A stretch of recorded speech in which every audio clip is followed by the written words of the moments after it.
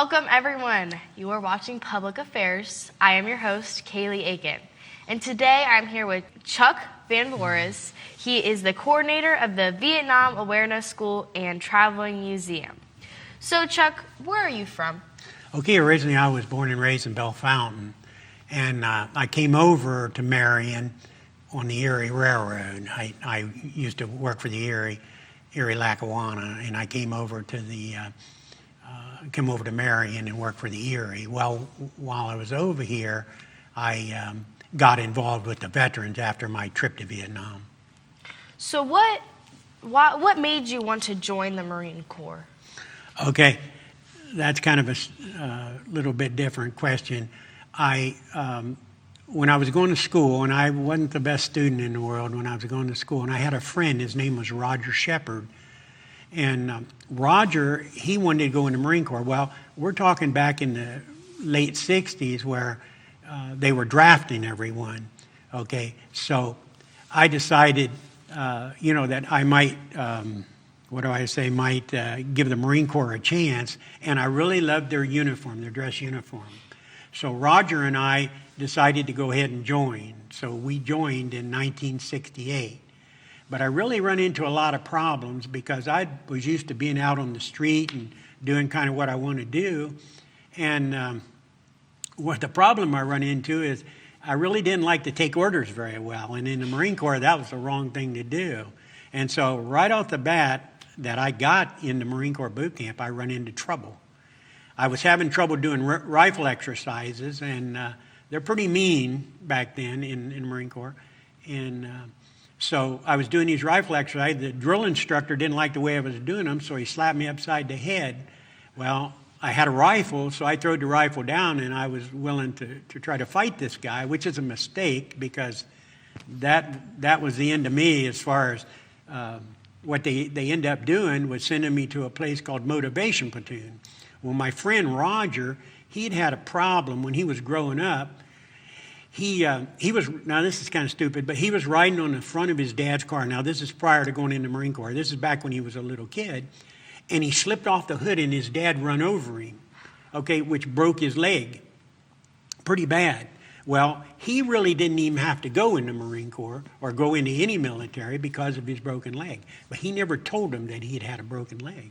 Okay, so when we both got to boot camp, like I said, we both started running into problems. I run into a motivation problem. He run into a weak problem. And the Marine Corps has a platoon that if you get dropped, they have a platoon that is for everyone. Like if you're too weak, you go in the weak platoon. If you're too heavy, you go in the heavy platoon. If you're not smart enough, you go in the academic platoon. You have a platoon, they're not going to just send you home. They're going to send you somewhere to try to rehabilitate you or whatever. So anyway, I go to Motivation Platoon, and my buddy Roger, he goes to the weak platoon because he couldn't do the exercises because of his leg. So that's how we ended up in the Marine Corps. Mm. So the motivation started with Roger, and then you went to your platoon to get your education back. So what we done, I spent 2 weeks in Motivation Platoon. He spent 2 weeks or 3 weeks in the weak platoon, and he was able to get out of the weak platoon and go in back. They stop your training. Like if you were kicked out, or I shouldn't say kicked out, if you were dropped at, say you're dropped at T4, training day 4, I went to Motivation Platoon for 2 weeks and come back and started right at T4 again. Strange, okay? Yeah, so if you were to stop again on week 5, then you had to go back, and then you had to go back to training. Exactly. So it's a whole cycle. But once I got out of Motivation Platoon, I was not going back, I guarantee you. Good. So you talked a little bit about boot camp. Yeah. Tell us some more. Like, what are the things that the boot camp involved? Okay, what boot camp is, it's what they're trying to do is initiate you. You're back on the block and kind of doing what you want to do back when you're a civilian. Well, you go in the military and they got a certain way they want you to do things. So what they would do, they would train you, and they would also. We were all going to war. We all knew that. Okay, so what they wanted to do, they wanted to try to break you, if it was possible to break you in the States rather than let you you go into a combat zone and be broken. When I say broken, maybe lose control, I'm scared to death, I can't do this, I can't do that. They try to pick those people out before you actually go into combat. But the biggest percentage of Marine Corps boot camp was drilling. Drilling is where you're marching, you're carrying a rifle, and he's hollering cadence, and you're marching, and exercising. You exercise constantly. And that's why I'm going to guess, I probably went in the Marine Corps weighing 180, and I came out weighing 155. So they definitely could take it away. But as far as the training goes, they train you how to use different weapons. They train you how to do these different rifles and all kinds of stuff. It's just you eat these strange foods that's in cans, and they're just getting you ready for combat. Mm-hmm. Well, you said while you guys were in boot camp, you obviously knew you were going to go to war. Yes. So how was it going to Vietnam? Now, you say, when you said, how was it going to Vietnam, you're talking about when I went there? Or? When you went there. Okay. In the Marine Corps, I went to the Marine Corps boot camp, then I went to infantry training, and then I went to basic infantry training, and then they shipped us off to Vietnam. Okay. In Vietnam, at first I thought that it was going to be, like as soon as I got there, the bombs are going to be blowing up and everything. And it wasn't like that quite at all. We flew into Da Nang, which is a pretty good sized air base. And it was actually pretty quiet. And what they would do, I had to go into a building and they had to select where I had to go. They were different outfits. So they put me in the 5th Marine Regiment. And the 5th Marine Regiment was in the An Hoa Valley. And the An Hoa Valley is a pretty tough place to be in 1968. But what I done was, after I got to Da Nang, waited for a helicopter, took me out to the An Hoa Valley, and then, I was involved in the war. Mm-hmm. So I saw that you walked in today with a vest. Can you tell me a little bit about the patches that you're wearing? Yes, okay. See which ones I got here. Okay, this is my combat action ribbon. This right here, and you see that same thing right here. Okay, that's a medal. Okay, they call it a medal. They give you an award. It's an award. Now my awards go from the highest award I got to the lowest. Okay, so this is the Purple Heart with a star, which means I was wounded twice. Okay, this is the combat action, which means that I did see combat, of course. This is the Presidential Unit Citation, the Navy Unit Citation, Meritorious Unit Citation, Good Conduct Medal, National Defense Medal, Vietnam Service Medal, the Cross of Gallantry given to me by the Vietnamese government, and the Vietnam Campaign Medal. Okay, then the other patches, the highest rank I received when I was in the Marine Corps was Sergeant E5. So this patch right here is a Sergeant E5 patch, right here.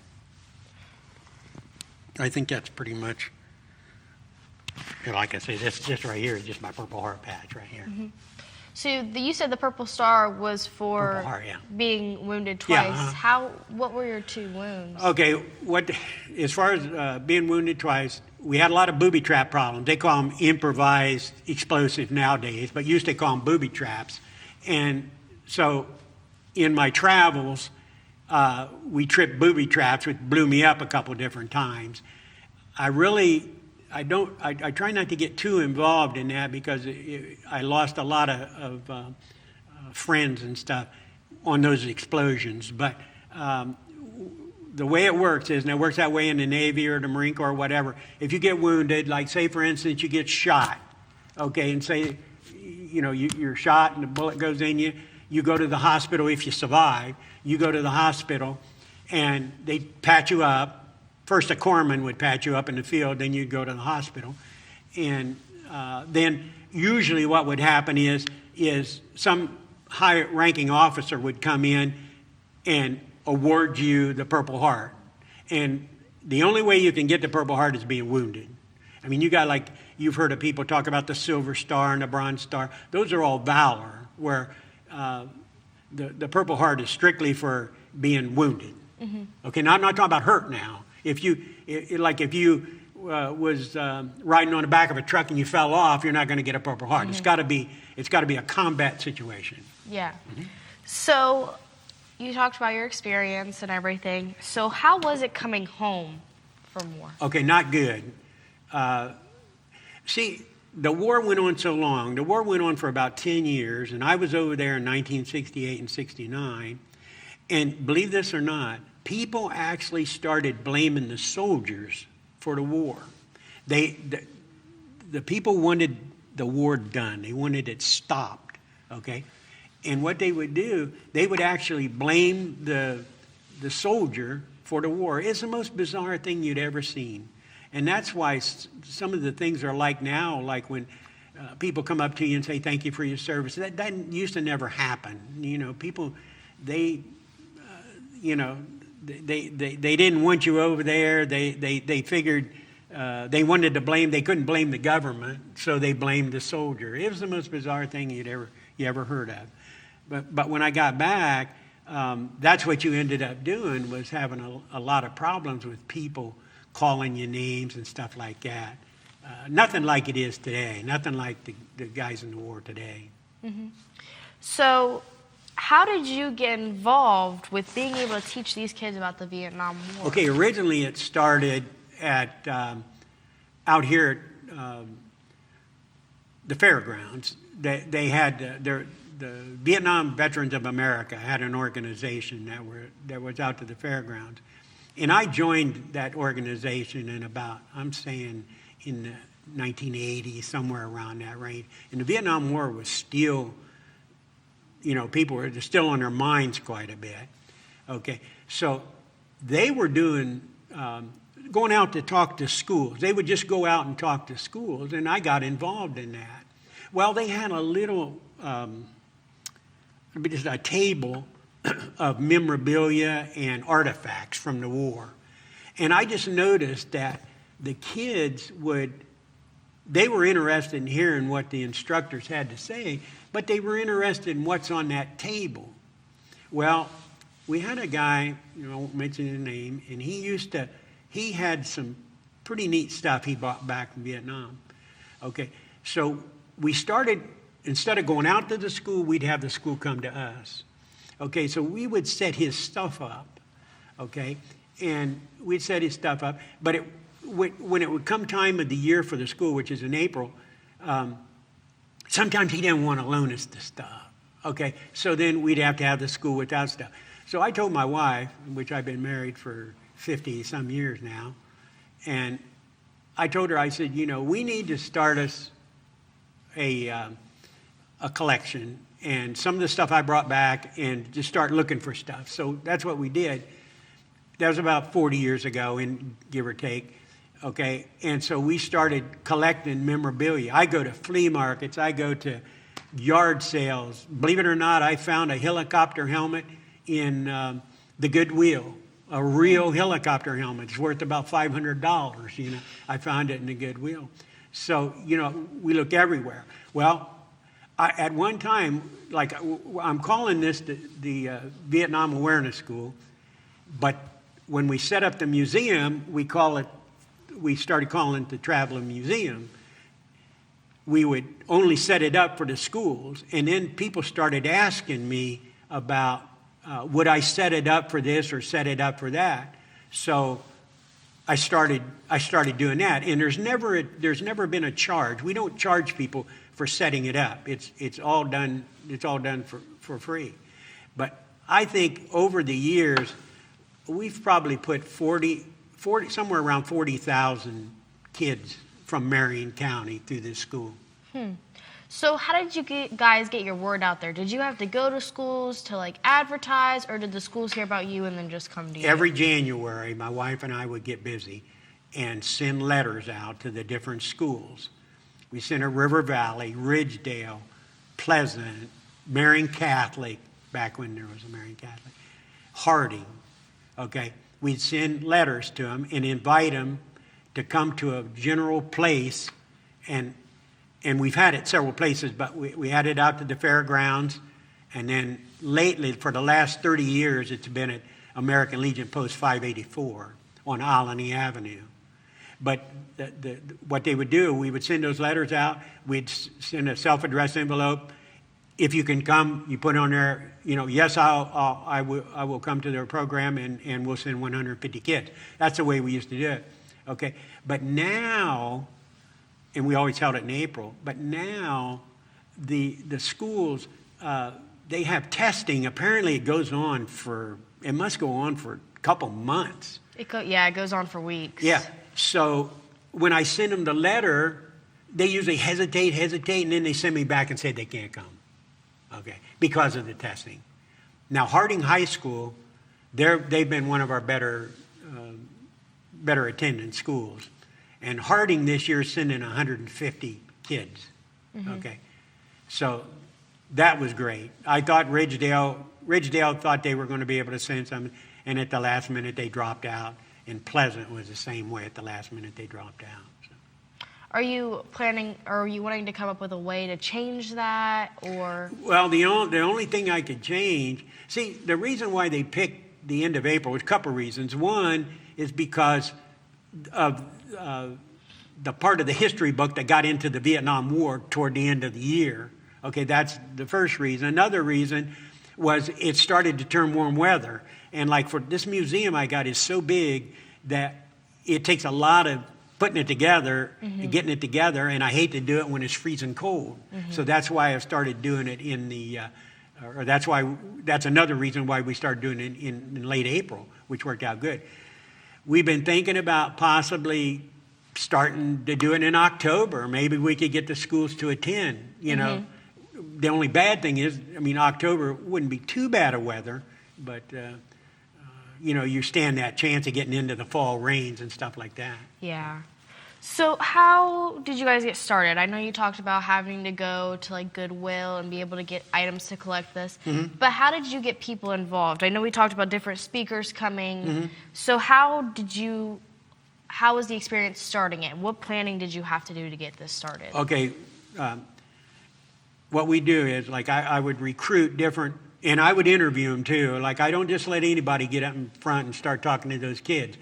I want to know about them before the kids ever see them. So they would bring me their DD-214, which is their military record, and I would interview them, and if I thought they were good for the school, I would hear what they want to say. In other words, they would talk to me like they're talking to the kids, and they would have like if it was a helicopter pilot, and he talks about when he was flying a helicopter and what he did flying a helicopter.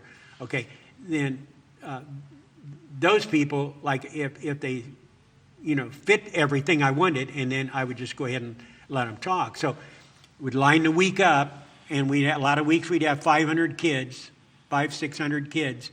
Okay, every day would be a different amount. Like, maybe Harding might send 200 kids on Monday. Pleasant might have sent 150 on Tuesday.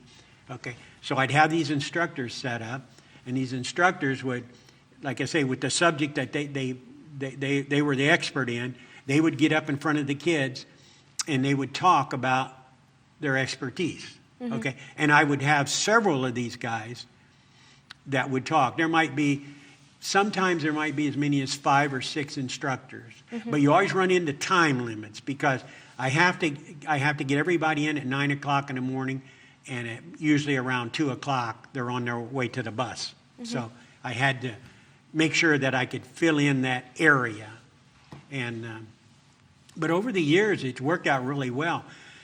What I do nowadays, which I didn't, and I don't know why I didn't do it. But now, if you would come to the school, I would go completely around the room and explain everything you see. It takes about an hour. And the reason for that is when the kids get a break, they can go to something. Everybody's interested in something different. So if I went around the room and talked about everything in the museum, and I don't spend a lot of time, but like I say, it takes about an hour to go completely around and say a little something about everything. Okay, and then when the kids get a break, they'll go up and say, well, like I always heard about this or I always heard about that, and so that's what they beeline for what they're interested in. And I definitely have a lot of things interested. This year, because Harding High School is the only high school we got, for the Vietnam Awareness School, I'm opening up the museum for 4 days to the public. And this is unheard of. And there's no charge. I just would like to see people come in and enjoy the museum. It's the way I like to put it, it's the most beautiful museum you've never seen. Yes. So you talked about the Vietnam Awareness School a little bit with Harding High School this year. I know we talked a little bit about how long it takes. So is that still a week long for the Vietnam School, or is that... Okay, because Harding is the only class that's going to be here this year, the Vietnam Awareness School is only going to last 1 day. Then the museum will be open to the public, so the public can come in and view the museum. There won't be no classes in there. Yeah. Yeah. So how did the Vietnam Awareness School in the past go? Because I know you said it's a little different this year with Harding being the only school, but how was it in the past? Well, in the past, that's what we used to do, is we would have a full week starting on Monday, and like I say, every day a different class would come in, and it's like anything else. Like Pleasant, they come in. Pleasant, they might be asking a lot of questions and really interested. Harding might come in and maybe they're, I shouldn't say that they're not interested, but they're not quite as involved. So every day is different, okay? But that's the way it went down. Was they were all good as far as I'm concerned, but they were just a little different. Yeah. So you talked about collecting your items for this museum. Yeah. How long did it take to be able to find all these items? Because it's hard to go yard sailing and trying to find stuff. Right. And yard selling and going to flea markets, thrift stores, that's one way. Okay, I go to a lot of military programs which sell stuff like that. People don't even realize that there's a big military show in Findlay every year, and that you can buy about anything there. So I go up there and look around. People call me on the phone. They see one of these interviews and say, well, some woman called me and she said, my husband passed away and he had this so-and-so, and I just don't know what to do with it, And, I'll give her my address or whatever and we'll meet somewhere. And I can't really afford to pay much for it, okay? But a lot of people, they want their stuff shown. Let me tell you an example of something happened. I was set up in Tiffin, Ohio, and some guy came up to me, and like he was standing over here, and I said, "Sir, can I help you with something?" I had my museum set up, and he said, "Can we help you with something?" He said, "Yeah." He said, "I've got a picture book of when I was in Vietnam," and he said, "I got a fairly new wife," he goes, like he had, the wife he had, he must got a divorce and he married a new, and she don't like the pictures. And he said, she wants to throw them in the trash. And I want to know, would you be willing to display those pictures? And I said, absolutely, absolutely. The only thing I can't guarantee you is like if something would happen, something would get lost or something. He goes, no, I'm giving them to you. He said, you just display them as long as you can. So I've been displaying them now for 15 years. So now that you've got all this stuff, obviously you've got a big collection over the years. Yeah. How long does it take to set this That's a good museum question, up? because it takes my wife and I, which is involved in this. She's half owner in this. Okay, even though she went to Vietnam, but we went to Vietnam on a trip. Okay, but anyway, it takes approximately 2.5 days to set it up, and that's working constantly. We go over to the post 9 o'clock in the morning, work till 11 o'clock at night. Go home, drag home, wore out. Get up the next morning and do the same thing. We start on a Friday. Okay, we do Friday, Saturday, Sunday, and on Monday it's ready to look at. Okay, now tear down's a little different, because tear down. See, I got this big jungle, a lot of trees. I could fill this room right here with stuff, but I got this big jungle, and we have to wrap the trees up so they don't get damaged. and bring. So I'm going to say it probably takes a good solid day and a half to 2 days to get everything out of there, get it packed back in the trucks. Are you guys willing or wanting to have volunteers to be able to help you guys Absolutely. with the teardown setup? The worst part of setup, I'm the only one that knows how everything goes, okay? But dragging that stuff from the truck inside, that's a problem, okay? I've been 76 years old. That's what I hate the worst, is taking the stuff out of the truck and inside. Once it's inside, and then I can place it where it belongs, But I would say moving it around is one of the worst things. So if anyone viewing right now wanted to be able to contact you to be able to help volunteer, how would they go about that? They would just call me. They could call here and get a phone number, I guess. And I can give my phone number. My phone number is 740-389. That's my home phone. 740-389-1394. That's my home phone. And then my cell phone is 740-262-4236. And like I would take your call and tell you where to meet us or whatever. And we could use all the help. Unloading, like I say, setup, I realize people's not going to know that much about the setup.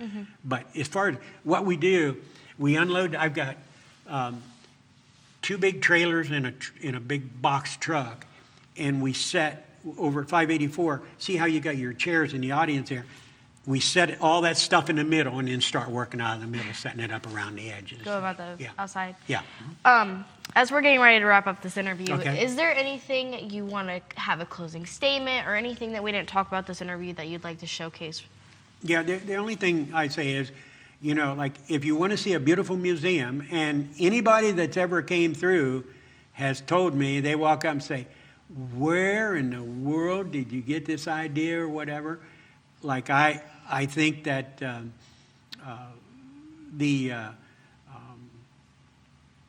as far as the museum goes, it's one of the most beautiful museums, and the way my wife and I set it up is just unbelievable.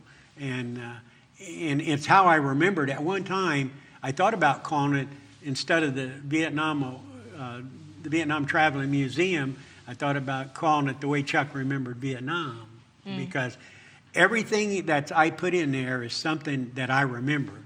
So. Well, thank you, Chuck, for coming out and thank you for having me today. Yeah, thank you. Yeah, absolutely. And as always, you are watching Public Affairs, and I'll see you next time.